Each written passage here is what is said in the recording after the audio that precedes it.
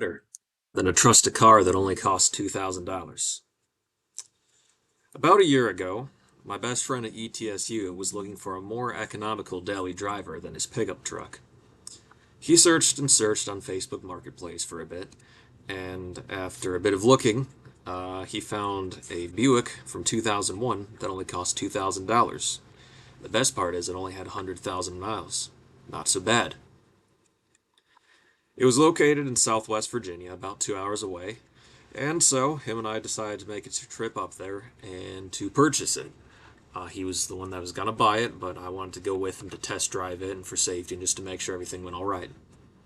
So we drove up there, and we got there. It was an apartment building, and there it was. We saw the gold 2001 Buick LeSabre sitting in front of the white vinyl sided building. It's like a duplex kind of thing. So it was good to know the car existed. We knocked on the door, and the owner was a Southern grandma. She let us test drive it. There were a couple things in there, but it was mostly clean. It wasn't in perfect condition. The inside of it was peeling a bit. There were cigarettes in the ashtray. It was not in perfect condition, but what can you expect for a $2,000 car? So we test drove it. We took it down the road. We didn't get up to highway speeds. And for that moment, it seemed fine. More on that later. The engine didn't seem to have any problems. The transmission shifted fine. So we went back there, and he handed her over the cash. He purchased the car, and she gave both of us a hug, which could have been her being glad that she was finally able to get rid of the vehicle and unload it.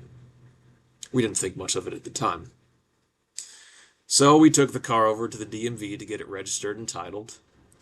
And as I was driving the car back, he was driving his truck and I was driving the Buick. I noticed that the transmission would not shift out of third gear on the highway. It was screaming at 4,000 RPM and was making a whining sound. That was not good. That is why the car cost only $2,000. So I pulled into the parking lot of a Dollar General, and as I did so, the car stalled out whenever it got to a really low speed.